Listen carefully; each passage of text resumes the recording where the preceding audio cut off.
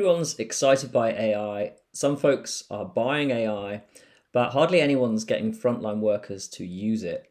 In this episode, I'm joined by Rachel Astall, Chief Customer Officer at Beam, whose app Magic Notes is currently used by approximately half of social care teams in local authorities. And we're going to talk about, among other things, training that sticks, including a 1,000 user launch. Rachel, it's great to have you. Welcome. Thank you so much. Well, I just I normally start with folks, asking them about their story of kind of their career, but I'd first like to ask kind of about the story of Beam because there's a pretty interesting story there. Yeah, the organisation has changed quite a bit over the years. We can take you through the origin. So Beam was founded in 2017. So we were initially set up to tackle homelessness. And we were launched by two co-founders. So Alex comes from a tech entrepreneur background, whereas Seb comes from a frontline service delivery background. So had always worked in drug and alcohol services and for the NHS. And they founded Beam to try and bring those two worlds together and see if they could use technology to improve frontline services. So initially, Beam did this by pairing crowdfunding, so a platform that enabled people to raise money for people who were homeless, with expert Mhm. caseworkers. So you could unblock both the financial challenges people faced and also support them on their journey. And then we also built our own internal tools, which helped our caseworkers do their job more effectively and spend more time on the work that mattered. And we've supported about 5,000 people into jobs and homes since we launched. Wow. Um, but whilst that service has scaled, we've always heard the same challenge, which is that our caseworkers have just been drowning in admin. With all the tools that we had, they were still spending more time on admin than they were on what they did the job for in the first place, which is to support people. Mm. And so the most recent iteration of Beam has been as putting some of the tools that we've built internally into the hands of caseworkers and frontline workers in other organisations. So Magic Notes is the first tool that we've developed, which I think we can touch on today. But we continue to deliver our own services. We have a big team of caseworkers directly supporting people, as well as a growing software business that's sharing those tools with the wider world.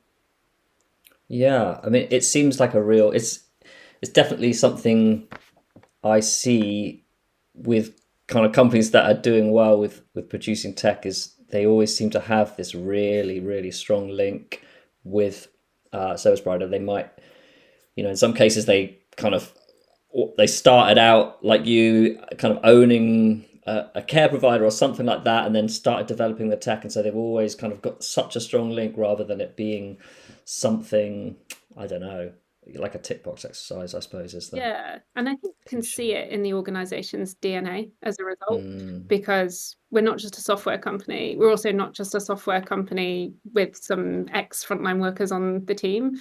You live and breathe it every single day. And you have engineers sitting next to caseworkers, and it changes how you think about everything that you're building and how you can make it actually useful in real life. yeah, that's interesting. Like, is there actually a kind of policy of mixing up the seating, like across departments or anything like Well, we that? have hot desking, so it happens naturally. Okay, so but don't you have the worry of like, the techie nerds kind of stick together and the caseworkers, or is it you don't have that issue? You get a little bit of that. Yeah, that's all right. Well, yes, and I'm interested in your title. So you're, as I said at the start, you're Chief Customer Officer. Like that seems like an unusual title. Where does that come from? Yeah, we kind of made it up. It is a bit unusual. So my job is to lead all of our customer facing teams. So everything from our kind of partnerships and delivery teams through to kind of support, training, onboarding, and then things like marketing. We chose that name because it's kind of reflective of the goal and how we work, which is very much kind of partnership led. So there are lots of software tools that you can buy that kind of come off the shelf and then you kind of crack on and implement them. Our philosophy is a little bit different and is driven by working very deeply in partnership with customers and with users to go from technology to technology having an impact.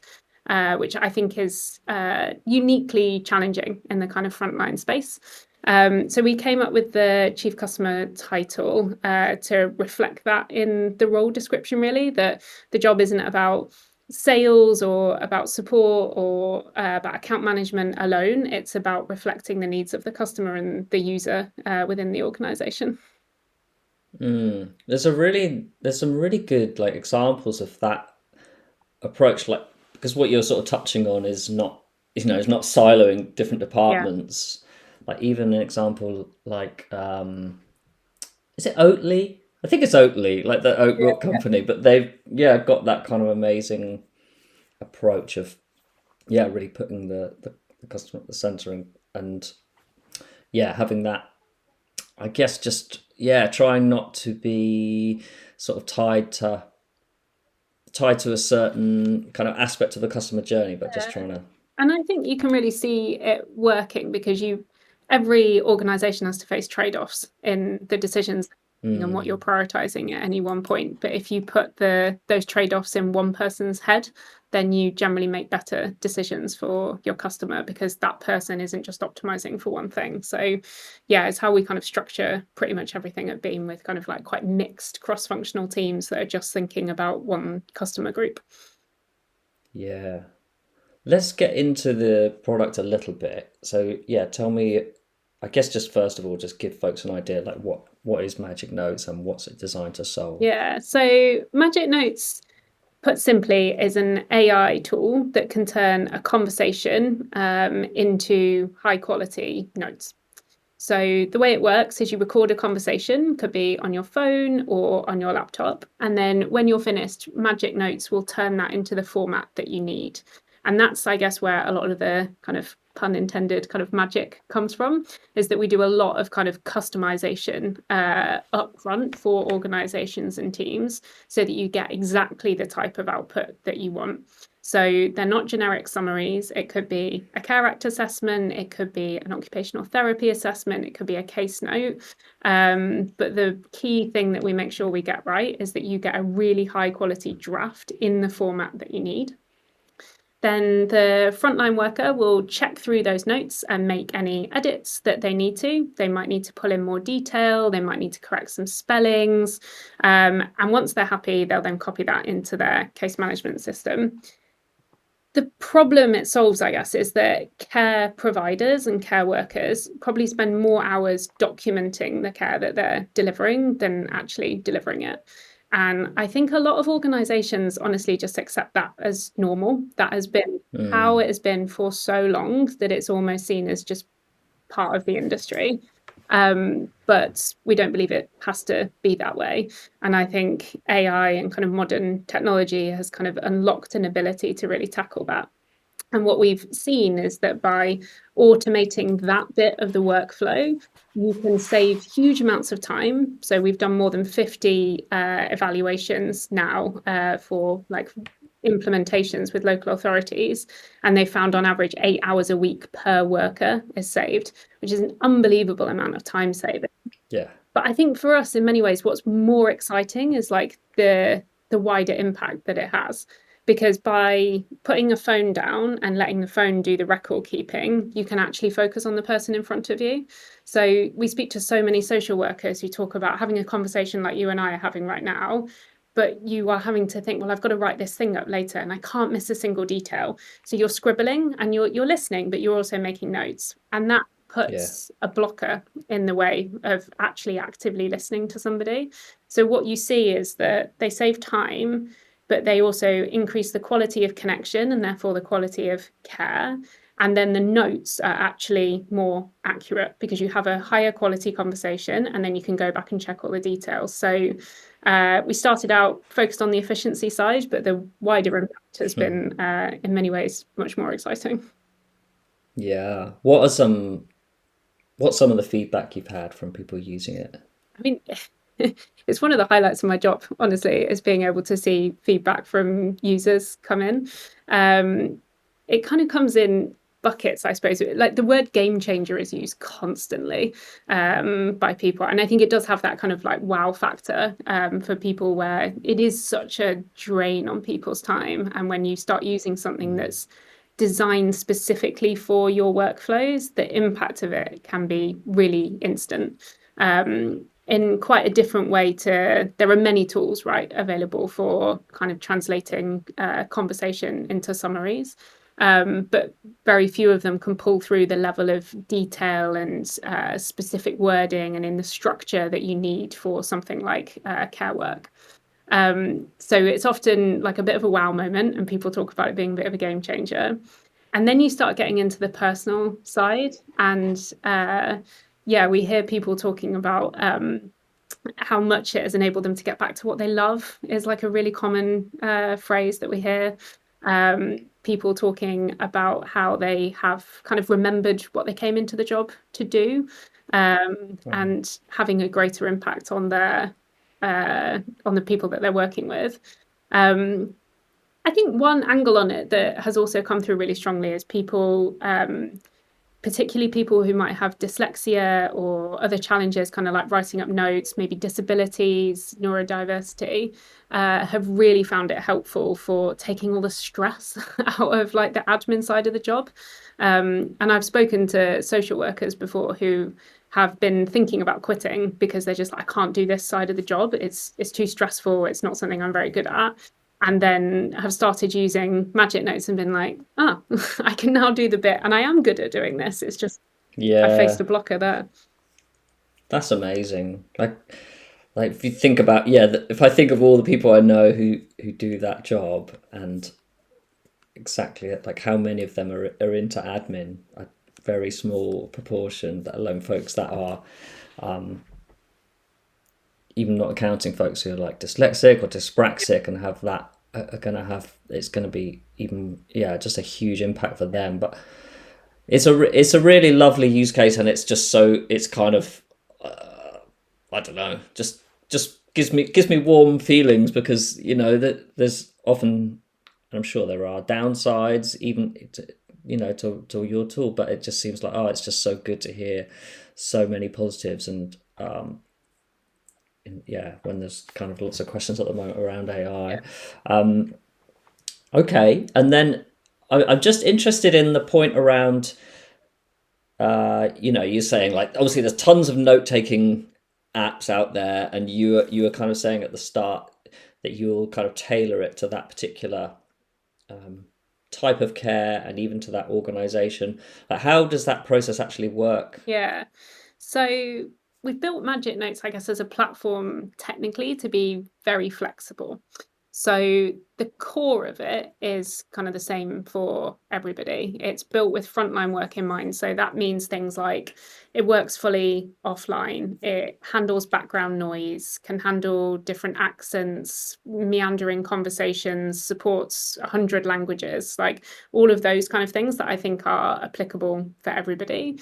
Um, and I guess a design principle as well to make the tool incredibly simple and easy to use. People in frontline work are very, very busy people, and adjusting to a totally new habit like how you take notes is not going to be easy at the best of times. So making it as close to kind of just like one click to get going as humanly possible is our kind of focus. At an organizational level, every organization that onboards with us has a dedicated kind of account manager who will work with them on a plan. It basically boils down to what use cases do you want to get started with, and what do those templates need to look like? And then how do you want to onboard your teams, and how can we make that a really smooth process? So when it comes to the use cases and the templates, we will understand the types of meetings they want to start using Magic Notes for. And then we'll design the output. So a template is basically the format that your Magic Note will come out in around exactly what they need. And our engineers will basically sit down with a practitioner who's done that meeting quite a few times and look at redacted examples and help them pull together an output that they're happy with. So that could be obviously the format and the headings and that kind of stuff, but gets really granular. So there are some teams who want to bring through the voice of the person and have quotes in there, and like bring through emotion, for example, is very common in children's Mm. services. Or you might want, actually, I want really concise bullet points, and I need this to go into a statutory report, and it needs to look quite different. And we can bake all of that in the back end. And then on the training side, it's about understanding where your team's at, what's their kind of current technical level, what does their equipment look like, what's the culture of the organization, how do you generally kind of like implement new things, and then we'll design a plan. And the menu, I guess, is very, very broad. So we can do everything from one-to-one sessions for people who maybe aren't super confident with technology and need a bit more time to onboard, all the way through to very, very high scale kind of sessions and e-learning. And what we generally find is you want a mix of those things, because very Yeah. few teams are all at the same place. Mm.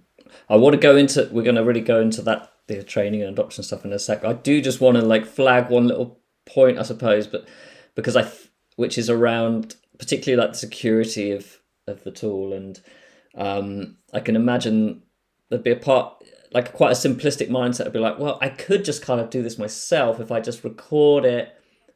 I can get my staff to record it on their phone, and then I could put it into like I don't know Fireflies or some other note taking app, and then I could get it to But there's just so much security that you perhaps don't think about in terms of, okay, how is that device going to get it onto upload into the system, and yeah, I think there's all sorts there. It's actually a lot more complex than you it think. is, and I think, I mean, it's a lot of digital teams and data protection officers' nightmare at the moment, because there's, on the one Yeah, hand, this amazing opportunity to, AI is like such a huge leap forward in what technology can do for us. So it is a fantastic opportunity for those teams. But on the other side, as you say, like, this is data you need to be really careful with, and you need to really mm, think about like who has access to it and how it's going to be used. And so most of the teams that we work with are like almost responding to appetite to solve these problems, but they want to do it in a really safe and secure way, and using something, whether it's Magic Notes or another tool that's been evaluated, and you can say like, these government departments have approved it, here's your yeah, credentials, is really important. yeah.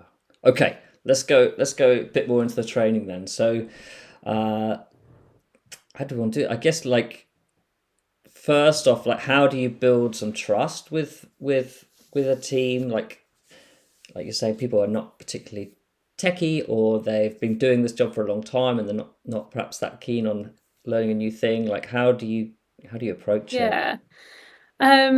It's a big focus for us, because I think tech changes, IT upgrades, whatever you want to call it, don't always have the best reputation, particularly in the public sector. And I think the last thing anyone wants is to buy a system or a tool and then have it kind of gathering dust. And I think the heart of how we think about this is that this isn't like an upgrade to your computer. It's not a kind of like, do you want to restart your computer now kind of thing. This is a habit change. And to get a habit change into a team, you need to create excitement, and you need to create like genuine impact. And like, if you get both of those things, then like we change our habits, right? But like, I find it really Mm, hard to change habits on lots of things that I know would be better for me, and this is no different. So it's kind of a mixture of top down and bottom up is how we think about this. So top down, it's about that kind of big picture view. Where do you want to get to as an organization? What would a sensible plan look like for your team, whether it's 10 people or 10,000 people? Like, what would kind of make sense for you? And you have that structure across like the senior team within that organization, the digital team, whoever's thinking about those data flows. And then you combine that with a really kind of human bottom up approach to actual adoption. I think the things we've found that work really well, firstly, like, make it really practical, make it really real. You I think win people over to give something a go if they kind of can see, oh yeah, that could fit into my life.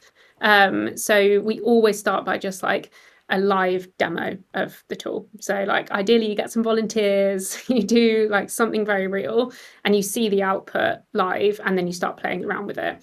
And generally that helps people see like, oh, okay, this is actually something that could fit into my kind of day-to-day working life. We try and make that really fun and really simple. Like no one wants another like 3 hour training session, and frankly, you don't need it.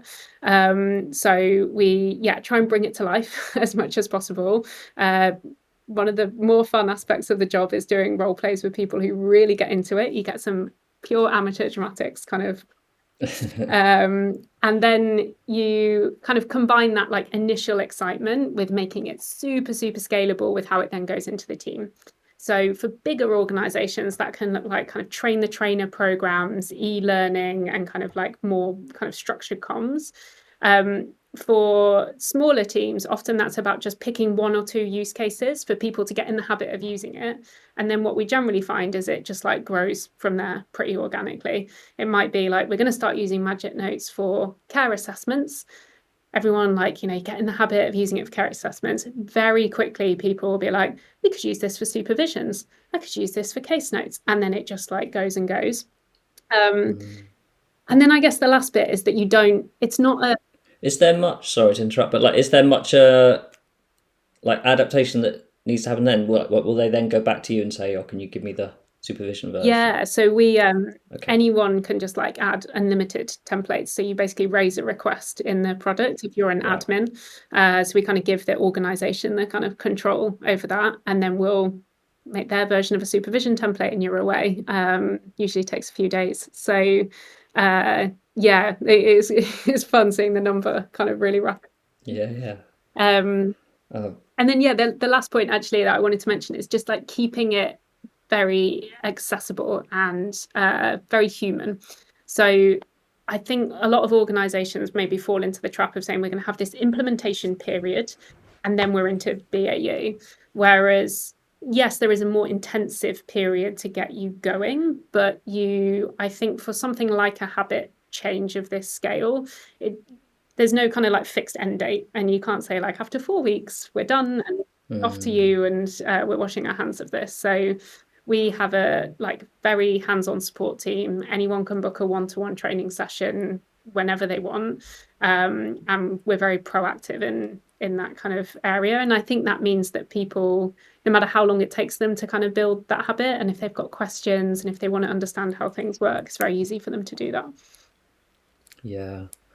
It's funny what you were saying earlier, just about that. I don't know, folks like amateur dramatics, and I can see like there's real value in having that sort of group dynamic when you're introducing stuff, because you will always have certain folks who, I would always be this person who like so needy for attention would volunteer to demonstrate or something. And Yeah. didn't you say that there was I can't remember now, when we spoke earlier it was about I can't remember, like a game or trying it out on certain Yeah, some. no, we did. We talked about how so one of the workflows with Magic Notes is you'll obviously get your draft and then you can you finish the draft. One of the kind of powerful features of it is you can have multiple versions. So quite often if you have a meeting with someone as a care provider, you will have your internal notes and then you might need to produce a letter, for example, or a referral. Yeah. And so you can use Magic Notes to generate those things. So you can use a chat functionality basically to say, draft the letter to this person's GP, for example. So that's the kind of like practical, serious side of the tool. But you can get a bit creative with that. And we have seen a lot of people use it to make poems, for example. So we could have recorded this meeting on Magic Notes and then go into the chat after and say, turn these notes into a poem, or give me a limerick, or write this in the style of Barack Obama or something like that, and you can get some Yeah. really, really fun outputs, and it's very memorable, right? It's quite different to maybe a slightly more boring tech update. Yeah, no, I just thought immediately, oh, I'm gonna steal that. I think I definitely, when I've delivered training, I always try and make it like simple and fun, but I think I don't really, I don't know, bring games or Yeah. that more. There's definitely things that you can apply to any sort of training Yeah, there. and I think it's important to bring the right note to it because it's serious Yeah. work, but because it's serious work, I think like sometimes that can like sort of cloud everything a little bit, and you want to bring a bit of kind of levity to the moments where you can, because yeah, people working in the sector have hard jobs. Yeah, you need Yeah, it. Okay.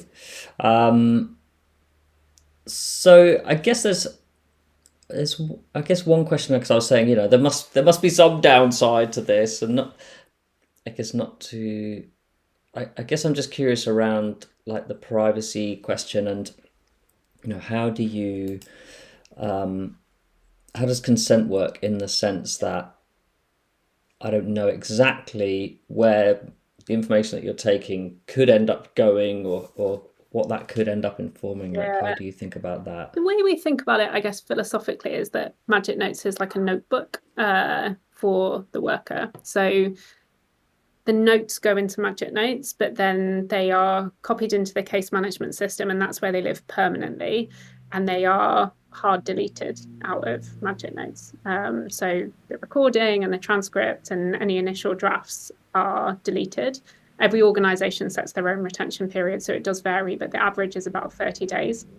Um, so from a like data and like where's it going and who has access to what, it's exactly the same as if you have a notebook kind of that you're writing in, or a dictaphone that you're kind of recording on, which is quite common. So the flow doesn't change. When it comes to consent, though, I think it does feel different to say to someone, like, can we record this, rather than like, just get your notebook out. I always think it's interesting that we never ask, can I make notes? But always Yeah. ask to record. So I think it does feel different. And so part of our training is in how to ask for consent in a way that's like very clear about like what is actually going to happen without overcomplicating it, basically. Um, Yeah. so that is something that we work with teams on a lot. The the feedback we've had from people receiving care has been really, really positive, actually. Like a lot of people who've been part of evaluations have fed back that their care worker has just been able to be so much more present with them. And, they've had more time because of it. Like they're not kind of rushing in and like making notes, and they feel like less of a subject, I guess, because talking and someone's making notes, even though, obviously they're going to write something up later on. Yeah, I mean, it's exactly what you were saying in terms of like active listening. To really do active listening takes real concentration. Even now, as you're talking, my mind's going, okay, I need to think, oh, what's my next question? You Yeah. know, but to really like hone in, and to be doing all those good practice of like repeating it back, showing you understand, and showing empathy, and that takes concentration, and I can see how it would, like, if you got into care, you got into care because you love people and you want to, you enjoy that, and so to be freed up to do it is, yeah, that's amazing. What so what else, like, because you've got, well, first of all, this, Magic Notes is worth pointing out, like it's it's in a lot of places right now. I'm curious to know how big it is in the, like, adult social care, like older adult social care sector. Yeah, so we started with local authorities initially, adult social care teams in local authorities, kind of expanded to children's housing and a few other teams with local authorities. And as I think you mentioned, we're in about half of local authorities in the UK now. What was really interesting is that from those partnerships with local authorities, we started getting referrals into other community care organisations. So the local authority was using it, and we're like, this would be great for so and so down the road. And so we started getting referrals into other organisations. Then that has started really growing. So we now work with 100 or so kind of care providers, primarily adult care. As well as like community organisations, neurodiversity support, charities, that kind of thing as well. And it's a big range, honestly. Like we work with some of the largest chains in the UK, like we work with Home Instead, for example, all the way through to like very small local organisations. So yeah, it's kind of in the last 6 months or so really started to grow. Mm.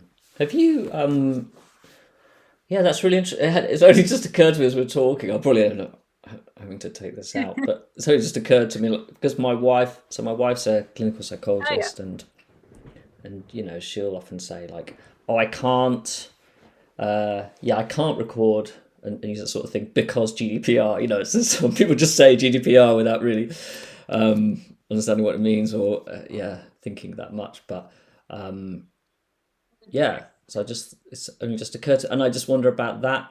So is that a sort of sector that you're in at all? So we do, I guess, to map out like where we work, there's local authorities and social care teams. Yeah, kind of care and local community services is kind of how we think about that space. We work with quite a few kind of employability providers, so people helping people get jobs, similar to how we do Hmm. within Beam, and then health as well. And with health, we do a fair bit with education, and then in community nursing services. So yeah, the breadth is really wide, and I think what we found across all of those is that the fundamental kind of features and workflows that you need are pretty similar, and then it's the outputs that you need to customize, often in quite a granular way. Like if you're an educational psychologist in Scotland, it's going to look quite different to being an adult social care worker in Hackney, and like your write-ups look really different. Um, but if you can get that bit right, then the fundamental product is kind of already designed for just somebody working in frontline care. Yeah.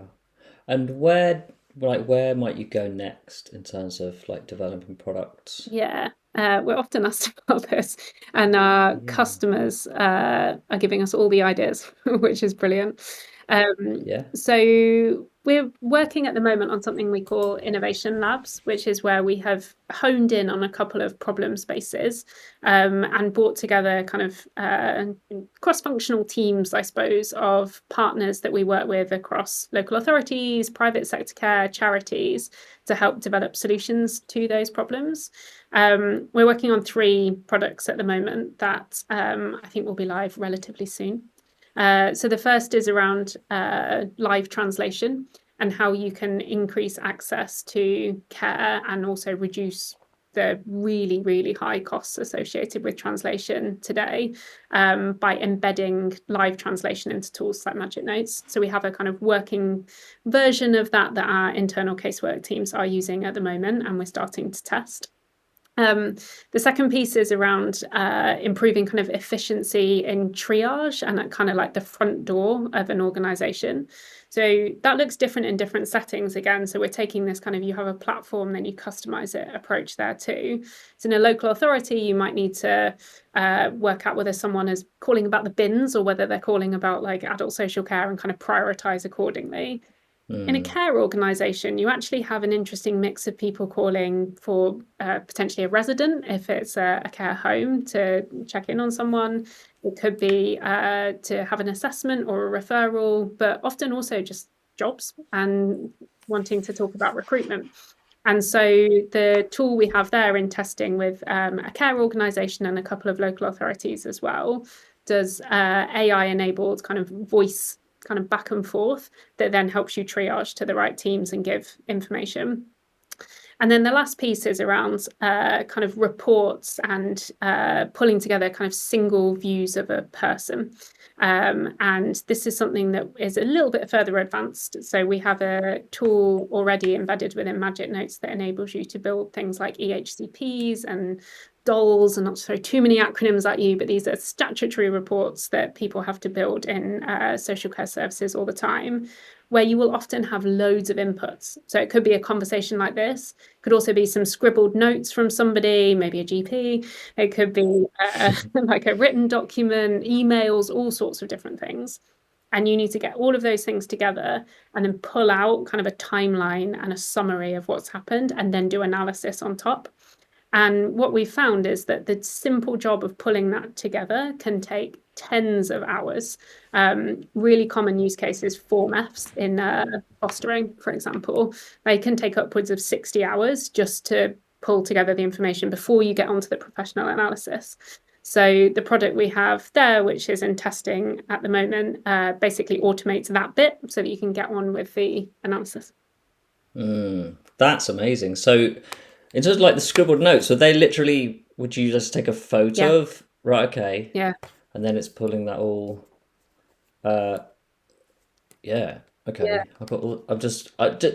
How does it actually work? So you're put. Like, do you just?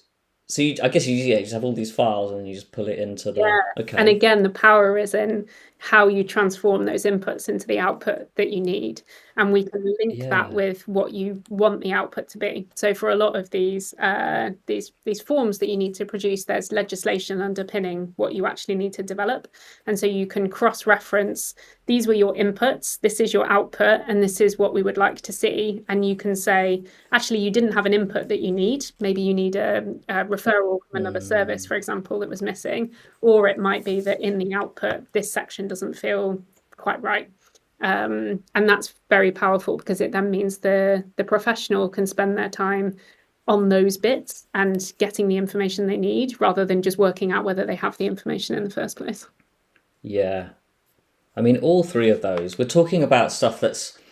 I don't know. It is quite science fictiony, Yeah, isn't it? Like voice AI in itself, like the idea of just like translating languages in real time. Like I guess we could be starting to get used to it, but yeah, it is still pretty miraculous. And then yeah, the point on the one you were saying about triage, I'm kind of interested in because I've seen it. I've seen that on the front of a you know a, the the phone receptionist at a yeah, council, for example, and like triaging that. I'm curious about the idea of a care provider doing yeah. that. I've definitely heard a lot of hesitation and some providers saying I will never do that. So Yeah. yeah, just interested on that. Why would they say they'd never do it? Well, I guess because like you're right that it's people can be calling for all different kinds of reasons, like sales and jobs. But if they are calling in distress about my mum is I've got to find care for my mum and she's very sick and they just wouldn't ever they wouldn't want that bit Yeah. to be handled I first by think a voice honestly AI. for me that's like the power of this is that you can pick up things like distress or frustration or anger and then escalate to a human.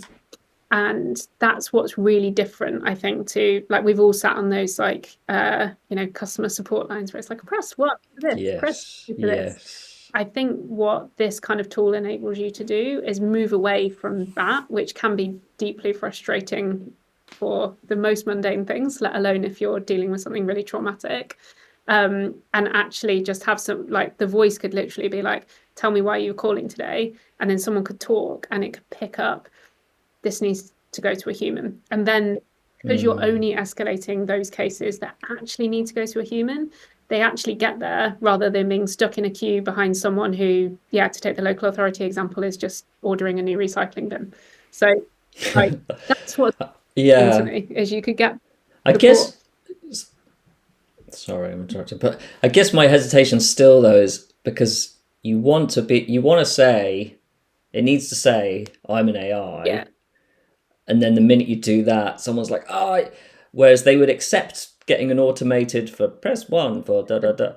There's and I guess so. I guess it's perhaps just a societal thing of people getting used to Yeah. this is just a different kind I of think that's probably answerer. right. It'll be really interesting, I think, to see how attitudes kind of change this and how we all get used to it because it's Yeah. I mean, yeah, it is remarkable how quickly things are moving. So yeah, I think our expectations will probably take a little while to catch up, won't they? Yeah. Do you have you are you looking? Would you look at stuff around sharing information like across? That seems to be you know that is the mother of all It is, challenges. isn't it? Yeah, we would. And again, yeah, we are asked about this. I think especially because we are relatively unique, I think, in that we work across lots of different segments and verticals and bits of care. And it's a very interconnected space, obviously, and people are people interacting with multiple services rather than just little slices. So, yeah, it is something that we have started to talk to some of our partners about. It's obviously a big undertaking. Mm, Um, Not least the kind of security and consent side of it needs really careful thought to make sure you do it well.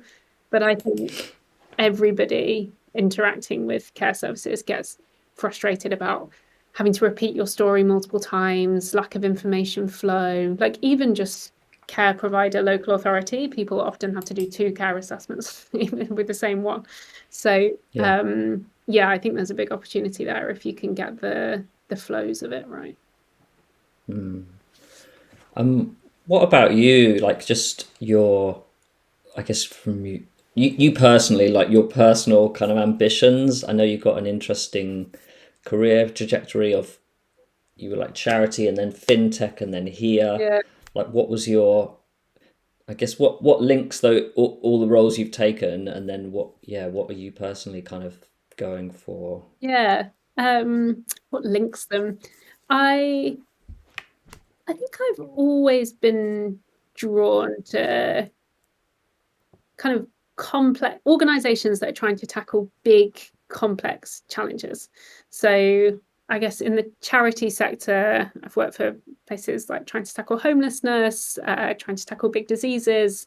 In fintech, where I was working somewhere where we were trying to like build a different payment system, basically, and payments can be very entrenched, like very old systems, a lot of power that's very hard to shift. And then Beam now obviously is trying to tackle like very big problems around how we support people. I guess like the that would be like the thread, but honestly, like I think I'm here because it balances really nicely two things that I really care about.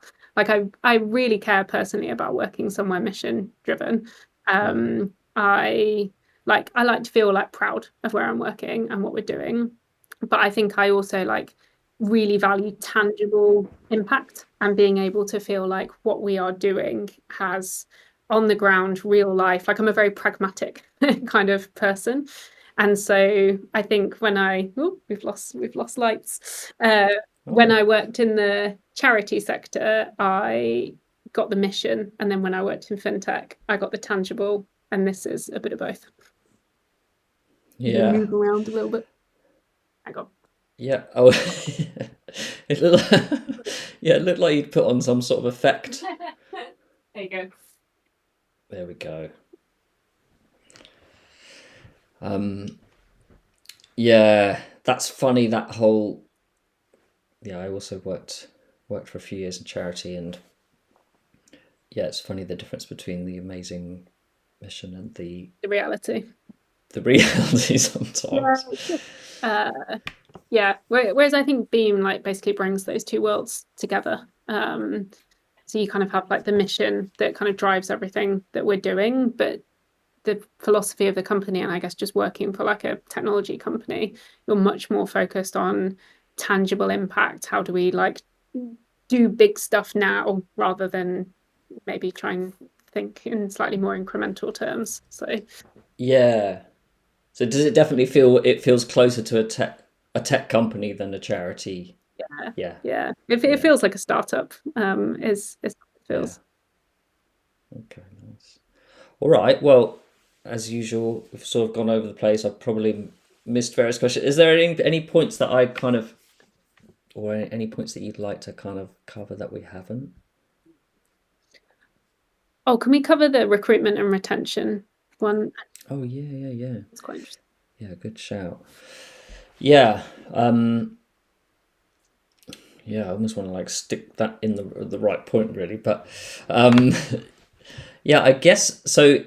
Yeah, that just going back to that point around the, people who get into care, it's finally getting back to what they care about. Like, do you see that having that could have a big effect on retention. Yeah, I think it could.